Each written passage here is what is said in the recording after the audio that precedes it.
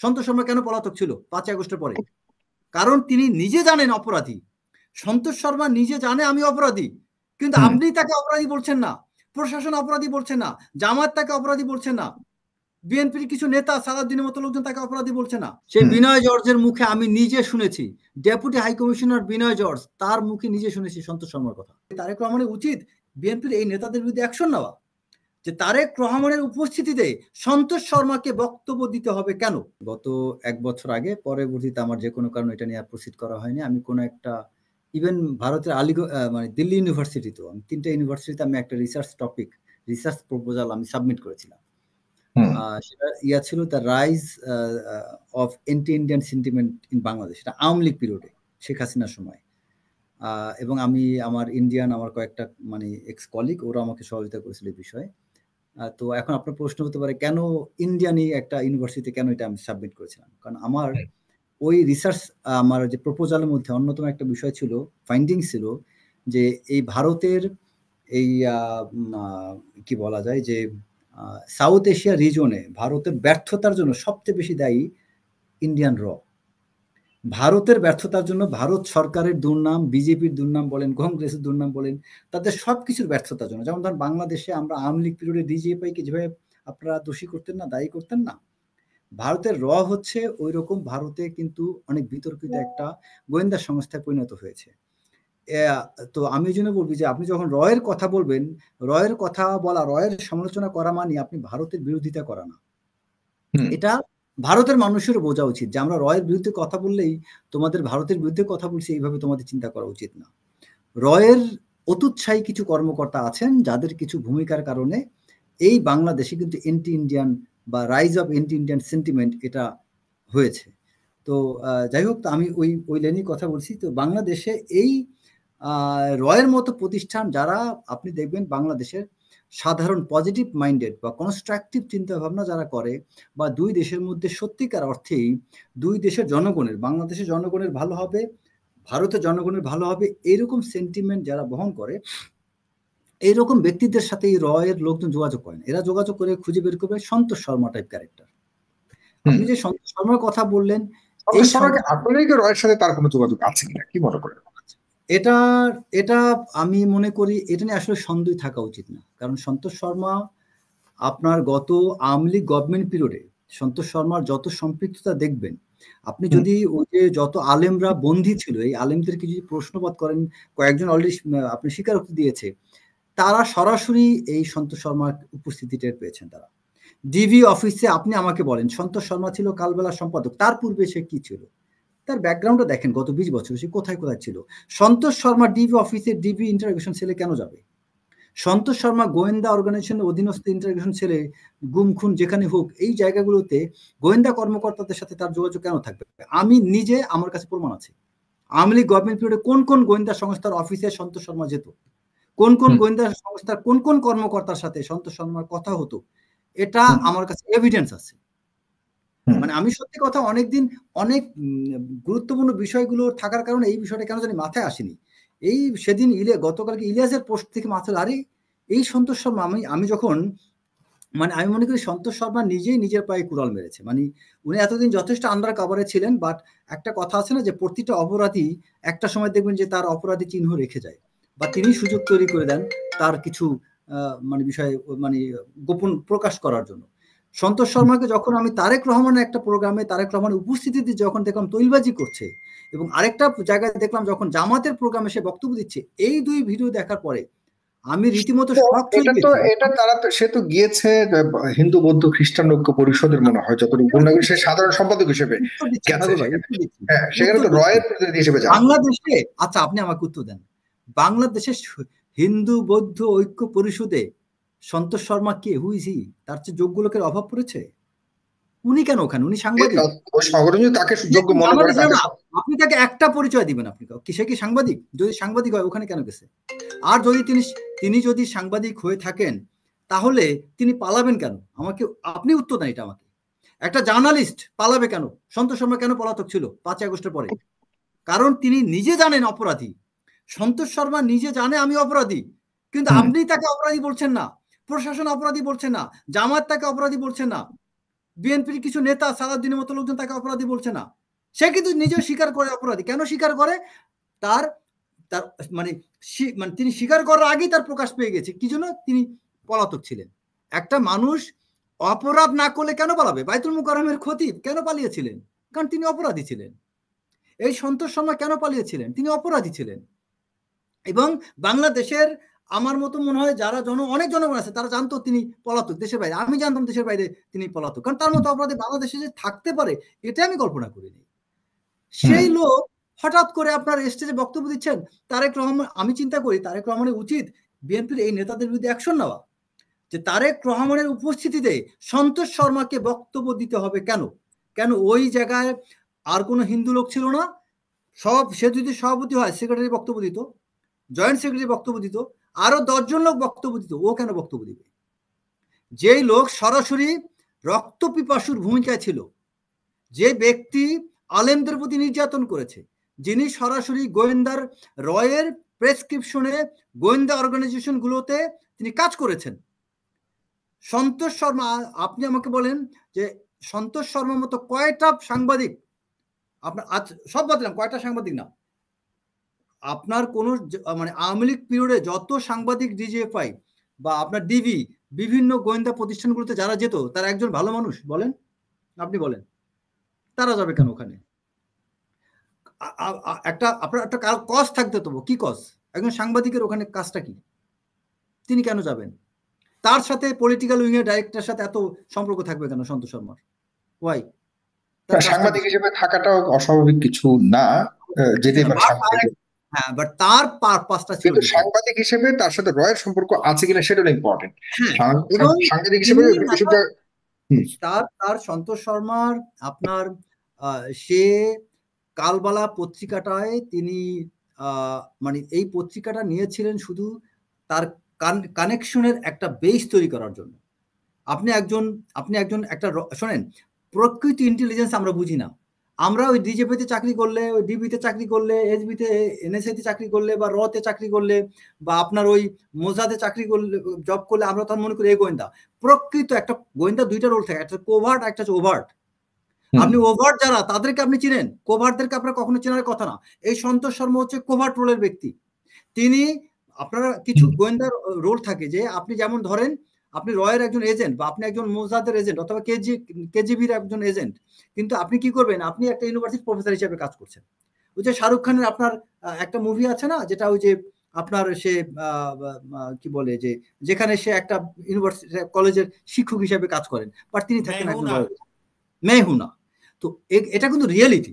ওখানে যে মুভিতে যেটা দেখাইছে, আপনি যত মুভি দেখেন কোভার্ট রোলে যেসব গোয়েন্দারা থাকে তারা কিন্তু অ্যাকচুয়ালি ওই প্রকৃত আইডেন্টিটি তারা দেন না, তারা অন্য একটা প্রতিষ্ঠানে তারা কাজ করেন, বাট তিনি কাজ করছেন কোভার্ট রোলে। এই সন্তোষ শর্মা কালবেলা ছিল তার একটা কোভার্ট রোল ওখানে, মানে তিনি দেখাচ্ছিলেন আমি পত্রিকার সম্পাদক, বাট বাস্তবে সে ওই পত্রিকার সম্পাদকের চেয়ে তার মূল পেশা অন্য। আপনি দেখেন একটা মানুষ কোন পত্রিকার, আপনি বলেন আওয়ামী লীগের সময় কোন পত্রিকার সম্পাদক এই রোলে যেতে পারছে? সন্তোষ শর্মা যে রোলে যাচ্ছে বর্তমানে, কত দ্রুত তারেক রহমানের সামনে সে বক্তব্য দিচ্ছে। আপনি ক্যালকুলেট করেন একটা মানুষ কত সহজে স্টেজে এই পর্যায়ে যেতে পারে, যে উনি দাঁড়া আছেন জামাত এবং জামাত ইসলামের অন্যতম প্রভাবশালী নেতা তার পিছনে দাঁড়ায় আছেন। এই যে তার বিভিন্ন জায়গায় অ্যাক্সেস, তার উপস্থিতি, হঠাৎ করে তার যেইগুলো, এটা তো পরিষ্কার বোঝা যাচ্ছে তিনি কে। তো একজন রয়ের প্রেসক্রিপশনে কাজ করা প্রমাণিত রয়ের এজেন্ট, আপনার আওয়ামী লীগের ফ্যাসিস্ট গভর্নমেন্টের একজন রক্তপিপাসু ব্যক্তি, এবং যিনি আপনার যার কাজেই ছিল ফ্যাসিস্ট গভর্নমেন্টকে টিকিয়ে রাখা, সরাসরি অ্যাক্টিভলি কাজ করা, সেই ব্যক্তি এখন বিএনপিতে অনুপ্রবেশ, জামাত ইসলামে অনুপ্রবেশ, এবং তিনি বাংলাদেশে এখন আর কয়েকদিন পরে আপনি দেখবেন সে আপনার ডক্টর মোহাম্মদ ইউনূসের উপদেষ্টা হয়ে গিয়েছে। Will not be surprised. So এই ব্যক্তিগুলোর মতো মানুষের কারণে এবং এই রয়ের কিছু বিতর্কিত ভূমিকার কারণেই কিন্তু এই ভারত উপমহাদেশে ইন্ডিয়া, মানে আমি যদিও ঠিক আছে এই নিয়ে বিশেষ অনেক আলোচনা আছে, অনেক সমালোচনা আছে, অনেক প্রশ্ন আছে, আমি আপনাকে যদি বলি বন্ধুদের হারাচ্ছে তার দেশের এই গোয়েন্দা সংস্থা রয়ের কারণে। That is the my last না মানে রয়ের সাথে তার কানেক্টিভিটিটা কি কোনো প্রমাণিত সত্য হয়েছে কিনা এই পর্যন্ত, প্রমাণিত সত্যটা কি প্রমাণিত হয়েছে কিনা যে তার সাথে, কারণ একজন সাংবাদিক হিসাবে সব জায়গাতে তার বিচরণ থাকাটা অনেকটাই স্বাভাবিক ধরতে পারি আমরা, বিং এ জার্নালিস্ট। আপনাকে তাহলে আমি বলি, আপনাকে তাহলে আমি একটা কথা মেনশন করি। হুম আমার প্রফেশনাল কাজ হলে আমি যেহেতু একটা বিদেশি প্রতিষ্ঠানে কাজ করি, আমার বিভিন্ন হাই কমিশনগুলোর সাথে আমার অনেক আছে। আর আমি যদি ইন্টারন্যাশনাল রিলেশনস নিয়ে লেখালেখি করি, গবেষণা করি, পড়াশোনা করছি, এটা নিয়ে কম বেশি শিক্ষকতার সাথে জড়িত, আমার বিভিন্ন এম্বাসির বিভিন্ন বিদেশিদের সাথে খুব ভালো সম্পর্ক আছে। আমি আমার সাথে ইউনাইটেড নেশনসের ঊর্ধ্বতন কোনো কর্মকর্তার মাধ্যমে ভারতের ডেপুটি হাই কমিশনার বিনয় জর্জ, তার সাথে পরিচয় হয়েছিল। সেই বিনয় জর্জের মুখে আমি নিজে শুনেছি, ডেপুটি হাই কমিশনার বিনয় জর্জ, তার মুখে নিজে শুনেছি সন্তোষ শর্মার কথা। আচ্ছা ওকে ফাইন। বাংলাদেশে কি নিষিদ্ধ? না, অবশ্যই নিষিদ্ধ। আমি কি বললাম, গোয়েন্দা নিষিদ্ধ সংস্থা কিনা আমি জিজ্ঞাসা করছি, নিষিদ্ধ কিনা? বাংলাদেশে নিষিদ্ধ না, তারা কেন নিষিদ্ধ? বাংলাদেশে তো অফিসিয়ালি আছে, অফিসিয়ালি, এবং তাদের এখানে ইয়ে আছে, অফিস আছে, তারা ওই অফিস স্টেশন আছে, অফিস স্টেশনের হেড আছে, সবই আছে। না না না হ্যাঁ সাগর ভাই, এখানে বলি, আপনাকে বলি কিছু বিষয় আপনাকে বোঝার স্বার্থে আমি বলি। কোন দেশে কখনো প্রশ্নগুলো করছি, মানে লেগালি প্রশ্ন করবার কোনো সুযোগ আছে কিনা? এটা একটা শিক্ষণীয় বিষয়, এটা আমাকে একটু শেষ করতে দেন। কোন দেশ কখনো গোয়েন্দা কর্মকর্তা পাঠায় না। এটা পাঠায় আপনার ওই যে বলবো না যে কোভার্ট রোল। যেমন ধরেন ভারতের একজন আর্মি অফিসার এখানে কিন্তু হাই কমিশনের ডিফেন্স অ্যাটাচি হিসাবে থাকে। এখন সে ডিফেন্স অ্যাটাচি হতে পারে, সে ওই জায়গারই গোয়েন্দার একজন কর্মকর্তা, আবার তাকে এখানে প্রত্যেক দেশেই থাকে। ধরেন ভারতের একজন পুলিশ কর্মকর্তা, আইএস এর একজন কর্মকর্তা, বা আপনি এখানে পাঠাইলো তাকে যে কনসুলার হিসেবে, আমাদের দেখার কোনো সুযোগ নাই, তো আমাদের ভাবার কোনো সুযোগ নাই। কিন্তু র তো বাংলাদেশে অফিসিয়ালি ডিক্লেয়ার, এটা এমন না যে অ্যাটাচি হিসেবে আছে না। এখন সেটা বাংলাদেশ একটা দেশের গোয়েন্দা সংস্থা আরেকটা দেশে এইভাবে থাকার কথা না। কথা না থাকতে পারে, কিন্তু বাংলাদেশে তো আছে। এটা শেখ হাসিনা সরকারের সময় কি ছিল? মামুন ভাই কিছু বলছেন, মামুন ভাইয়ের কথা শোনা যাচ্ছে না। আমি বলছি র যেরকম এখানে কাজ করে, আইএসআই করে, মোসাদ করে, সিআইএ করে, অফিসিয়ালি করে। আমি সেটাই বলছি, তার মানে র তো অফিসিয়ালি আছে। এখন র এর সাথে কানেকশনটা থাকা না থাকা, এটা অপরাধের জায়গায় কতটুকু বিবেচনা করার সুযোগ রয়েছে, আর এই ভদ্রলোক মানে সন্তোষ শর্মা কতটা রয়ের সাথে সেই বাংলাদেশের বিরুদ্ধে কাজ করছে। একটা কথা বলি সাগর ভাই, বাংলাদেশে সিআইএর এজেন্ট আছে, কেজিবির এজেন্ট আছে, মোজাদের এজেন্ট আছে, রয়ের এজেন্ট আছে, আইএসআই এর এজেন্ট আছে। বাট দুইটা প্রতিষ্ঠান বাংলাদেশ সবসময় বিতর্ক সৃষ্টি করছে, একটা হচ্ছে র আর একটা হচ্ছে আইএসআই। হ্যাঁ মানে করতে পারে, কিন্তু আমরা তো জানি যে তারা লিগ্যালি আছে। এখন আপনি হয়তো ধারণা প্রসূত অনেক কথা বলতে পারি যে তারা বাংলাদেশের ক্ষতি করছে, ঠিক আছে, বাংলাদেশের ক্ষতি করছে, নিশ্চিতভাবে ক্ষতি করছে, এটা আমরা বহুভাবে। কিন্তু বাংলাদেশের সরকার যদি, বাংলাদেশের অথরিটি যদি তাদেরকে বলে যেত তোমরা আমাদের এখানে বসে সব কিছু করতে পারবে, আপনি বলে চিল্লাই লাভটা কি? আমি সেটাই বলতে যাচ্ছি যে এর সাথে আছে অফিসিয়ালি এখানে লেগালি, আর ওর অফিসে কোনো কারণে গেলে আমাকে যদি এজেন্ট বানিয়ে ফেলা হয়, তো সেটাও তো মুশকিল। না না ওইটা না, ব্যাপারটা হচ্ছে কি, শোনেন, আপনি রয়ের কর্মকর্তার সাথে পরিচিত হতে পারেন, আমরা অনেক জায়গায় অনেক গোয়েন্দা সংস্থার লোকজন অনেক জায়গায় আমরা পরিচিত হতে পারি, ডাজন্ট ম্যাটার। বিষয় হচ্ছে আপনি সেটাকে কিভাবে মিসইউজ করছেন। এই সন্তোষ শর্মা এরা হলো জাস্ট মিসইউজ করতে। আপনি একটা প্রতিষ্ঠানকে, শোনেন, একটা institution, research and analysis wing, I don't blame them. আমি আপনাকে বক্তব্য শুরুতেই বলেছি, এর কতিপয় কর্মকর্তা, আমি কথা কিন্তু এটা বলেছি শুরুতেই, আপনার এখানে একটা ইনস্টিটিউশন, তার এখানে কোনো দোষ নাই, তিনি এখানে কোনো রোল প্লে করছেন না, বাট তাদের কর্মকর্তারা অত্যুৎসাহী হয়ে এখানে কিছু কাজ করছেন, এবং ওই কর্মকর্তারা আবার তারা কিছু এখানে সাব এজেন্ট, তারপর সাব এজেন্ট, কিছু ব্যক্তিদেরকে তারা এখানে ইউজ করছেন।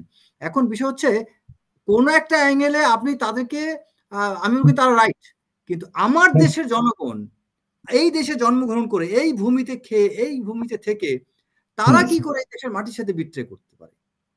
আমাকে যদি প্রফেশনালি বাংলাদেশ থেকে গোয়েন্দা তৎপরতার জন্য ভারতে পাঠানো হয়, ডেফিনেটলি আমি সর্বোচ্চ আমার স্বার্থ সেখানে প্রয়োগ করব। আমি তাদেরকে তথ্য সংগ্রহের জন্য অনেক কিছু করবো, এটা আমার জন্য জায়েজ। কিন্তু তাই বলে ভারতীয় নাগরিক তার দেশের স্বার্থ দেখবে না? সেটাই আমার প্রশ্ন এখানে এখানে এই এই সন্তোষ শর্মাটাই ব্যক্তিগুলোর নামটা কেন আসছে? কারণ হচ্ছে এরা ওই ভূমিকা পালন করেছে, যে কারণ মানে এরা বাংলাদেশের বিরুদ্ধে বিদেশি গোয়েন্দা সংস্থাকে বিভিন্নভাবে সহযোগিতা করছে, তথ্য দিয়ে। এই জায়গাটাকে আমরা এনশিওর করতে চাই বা আরো শিওর হতে চাই যে আদতে তারা কতটুকু দেশের বিরুদ্ধে কাজ করছে, কতটুকু তারা আসলে রয়ের সাথে মিশে আমাদের দেশের সার্বভৌমত্ব হুমকির মধ্যে ফেলছে। এটা আমরা আরো বেশি, আমার কাছে মনে হয় গবেষণার প্রয়োজন আছে আরো তবে ইতিমধ্যে সেই জন্য প্রশ্ন। মানে সবচেয়ে বড় কথা যে আপনার কোন একজন আলেম ব্যক্তি কিন্তু জেল থেকে ছাড়া পেয়ে তিনি স্বীকারোক্তি দিয়েছে যে আমাকে টর্চার করার সময় আমি নিজে দেখেছি সন্তোষ শর্মাকে। সো এখানে বিষয়টা হচ্ছে যে আমরা আজকে যে তার নামটা নিচ্ছি কেন, সেটাই হলো ইম্পর্টেন্ট। সে একজন সোশ্যাল বিতর্কিত, মিডিয়াতে আমরা কিন্তু তাকে নিয়ে পর্যাপ্ত আমরা পর্যালোচনা, এভিডেন্সিয়াল অনেক স্টেটমেন্ট, অনেক লেখালেখি, অনেক কিছু আমরা দেখেছি। তো এত কিছু পরে তো এই ব্যক্তিকে লাইমলাইটে ধরেন, তার কোনো কিছু প্রমাণিত না, বাট তার প্রতি সে সন্দেহ তালিকায়। আমার পয়েন্টটা বুঝতে কোনো কিছু প্রমাণিত না, বাট স্টিল একটা সাসপেক্টেড পারসনকে, এতটা অভিযুক্ত সাসপেক্টেড পারসনকে আপনি এতটা শেল্টার দেন কিভাবে? অথচ অনেক নেতা কর্মীকে, অনেক দল থেকে কিন্তু ছোট্টখাটো অভিযোগে আপনার সাময়িক বরখাস্ত করা হয়েছে।